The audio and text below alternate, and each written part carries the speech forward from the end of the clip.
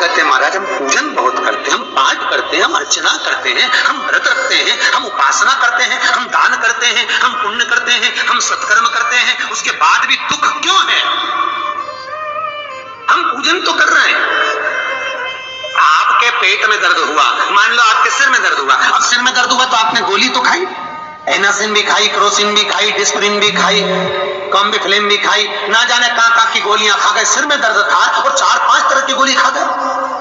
तुमने जब तो गोली खा ली और गोली खाने के बाद तुम्हें थोड़ा सा असर भी हो गया, पर इतनी गोलियां जो खाई है तो बाद में रिएक्शन तो करेगी, कुछ तकलीफ तो देगी, कुछ गर्मी तो करेगी, बीपी शुगर ऊंचा नीचा कर सकती है, आपने पाई। उसी तरह मंत्र, माला, पाठ, जप, अनुष्ठान फल कब देते हैं और फल कब नहीं देते, ये शिव महापुराण की उमा संहिता कह रही है। शिव महापुराण का उमा खंड, पार्वती खंड को अच्छे से पढ़िए तो उसमें बताया है, उसमें वर्णन किया। हम पाठ करने बैठे, इतनी बड़ी पोथी लेके लोग बैठ जाते हैं, पहले राम रक्षा स्तोत्र पढ़ लिए, फिर ये पढ़ लिए, गीता जी का अध्याय पढ़ लिया, ये पढ़ लिया, ये चालीसा, दुर्गा चालीसा, शिव चालीसा, तांडव, ये मंत्र जप लो, वो मंत्र जप लो, फिर कोई महाराज बता गया वो मंत्र जप लो, फिर कोई महाराज बता गया वो मंत्र जप लो, ये वाला देवता ला के अलमारी में रख लो। इतनी बड़ी पूजन की अलमारी, बस इतनी बड़ी, ज्यादा से ज्यादा होगी तो इतना बड़ा पूजन का घर, कमरा, उसमें इतना सारा देवता, रामेश्वर गई तो उनको ले आई, जगन्नाथ जी गई तो उनको ले आई, द्वारका गई तो उनको ले आई, वृंदावन गई तो उनको ले आई, महाकालेश्वर गई तो उनको ले आई, सारा देवी देवता वहीं बैठा, पितृदेव, ये देव, कुल देवी, शंख देव, घंटी देव, दिया देव, सब उसी में, गणेश जी, शंकर जी, हनुमान जी, राम जी, सब भरा पड़ा। और पूजन करने सुबह से आई, सुबह से इतनी सी शक्कर लाई कटोरी में, इतनी सी शक्कर कटोरी में, भगवान को नहला धुला के कटोरी धर दी। इतनी बड़ी अलमारी में सारा देवता ऐसा कसा कसाया बैठा है, सारा देवता। और तीर्थ करने फिर गई तो गणेश जी शंकर भगवान से बोले पिताजी फिर जा रही है। शंकर भगवान बोले बेटा खसक के बैठो, फिर पकड़ के लाएगी किसी, खसक के बैठ, फिर लाएगी किसी, फिर ले आई, फिर रख दिया। पूजन करने आई, कलश रख दिया, मंदिर में ढुल गया, भगवान पूरा गीला हो गया। गणेश जी शंकर जी से बोले पिताजी पूरा गीला करके चली गई। शंकर भगवान बोले बेटा तो कल ही आएगी, दिया लगा के गई, अब तो गीले में बैठो, अब नहीं आने वाली, कल। बहुत ध्यान देना साहब, इस कथा को आपके ऊपर लेकर समझाया जा रहा है, क्योंकि शिव महापुराण की कथा कहती है कि आप जो मंत्र जप रहे हो, आप जो माला जप रहे हो, आप जो साधना कर रहे हो, आप जो पाठ कर रहे हो, वो आप पर असर कर रहा है कि नहीं कर रहा है, वो आप तो समझना। राम रक्षा स्तोत्र का पाठ करो तो पहले हनुमान चालीसा पढ़ो, फिर राम रक्षा स्तोत्र करो। शिव चालीसा, दुर्गा चालीसा, गणेश चालीसा, हनुमान चालीसा, गायत्री चालीसा, इन 4-5 चालीसा को एक साथ कभी नहीं पढ़ना। एक चालीसा यदि आपने पढ़ ली है शुरू में, तो पाठ पूरा होने के बाद जब उठने की तैयारी हो तब दूसरी चालीसा पढ़ दो, बाकी की चालीसा भले आप बाद में पढ़ दो, पर एक साथ 4 चालीसा का पाठ नहीं होना चाहिए। महाराज पाठ करने बैठे हो, किसी एक मंत्र की माला जप रहे हो, ओम नमः भगवते वासुदेवाय जपा, या शंकर जी का मंत्र जपा, या गुरु का मंत्र जपा, ये मंत्र जपा, या वो मंत्र जपा, उस मंत्र को जपने में बीच में कुछ गैप होना चाहिए। एक साथ रट्टा मार के ओम नमः श्रीमन्नारायण श्रीमन्नारायण, ओम नमः शिवाय, ओम नमः शिवाय, फिर ये जप लो, वो जप लो, और पूरा पाठ सपाट सब खलास, वो श्रेष्ठ नहीं।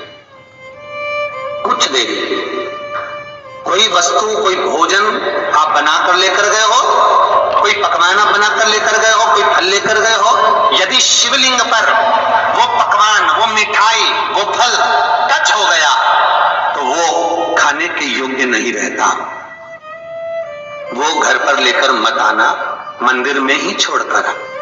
यदि भोजन, पकवान, मिठाई, शिवलिंग यहां पर है और भोजन का भोग तुमने इतनी दूर से लगाया है, फल इतनी दूर रखा है, वो शिवलिंग पर टच नहीं करा गया है, तो उस प्रसाद को, उस फल को उसको खा सकता, पर जो शिवलिंग पर टच हो गया फिर वो केवल नंदी, श्रृंगी, भृंगी, प्रेतों का, भूतों का, आहूतों का भाग होता है।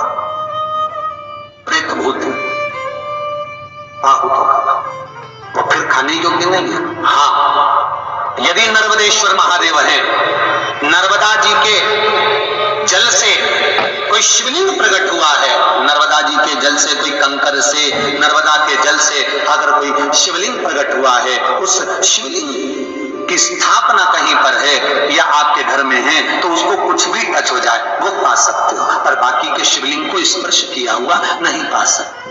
केवल एक नर्मदेश्वर महादेव नर्मदा के जल से।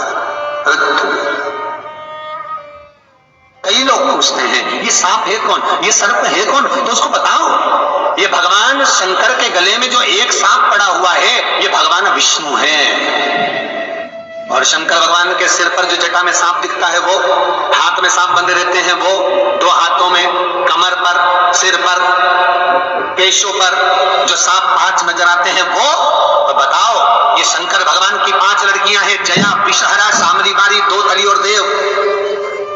ये 5 लड़कियां भगवान शंकर के इर्द गिर्द घूमती हैं, आसपास भ्रमण करती हैं, सभी ये शिव की बेटियां भगवान शंकर के साथ भ्रमण करती हैं। 5 जया, विषहरा, शामली बारी, दो तली और देव, ये जो 5 पुत्रियां थी शंकर भगवान की, ये वासुकी को दी गई थी महाराज, क्योंकि ये सर्प की योनि में थी, इसलिए ये वासुकी नाग को प्रदान करी गई थी। वासुकी नाग कौन सा? जिसने मंथन कराया। वासुकी नाग कौन सा? जिसके थन पर पूर्ण पृथ्वी विराजमान है। वासुकी नाग कौन सा? जो निरंतर देवताओं के हित के लिए कार्य करता रहता है। एक पान के पत्ते के ऊपर मात्र पान जानते हो, वो खाने वाले पान का सब पत्ता, पान के पत्ते के ऊपर नमस्कार जो श्री चंदन से शंकर के नाम। अगर आपको हमारा वीडियो पसंद आए तो हमारे चैनल को लाइक एंड सब्सक्राइब ज़रूर करें, क्योंकि हम ऐसे ही पंडित प्रदीप मिश्रा जी के वीडियो लाते रहते हैं। ये काफ़ी उपयोगी है, आपके जीवन में परिवर्तन ज़रूर से ज़रूर आएगा।